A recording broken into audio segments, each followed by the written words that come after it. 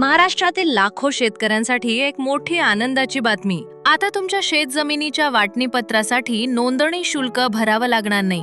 राज्य सरकारनं वडिलोपार्जित शेतजमिनीच्या वाटणीपत्रावर आकारले जाणारे नोंदणी शुल्क पूर्णपणे माफ केले. हा निर्णय महाराष्ट्र जमीन महसूल संहिता 1966च्या कलम 85 अंतर्गत येणाऱ्या प्रकरणांनाही लागू आहे. तसेच कुटुंबातील सदस्यांनी आपसी सहमतीनं थेट दुय्यम निबंधक कार्यालयात केलेल्या नोंदणीवरही आता कोणतेही शुल्क आकारले जाणार नाही.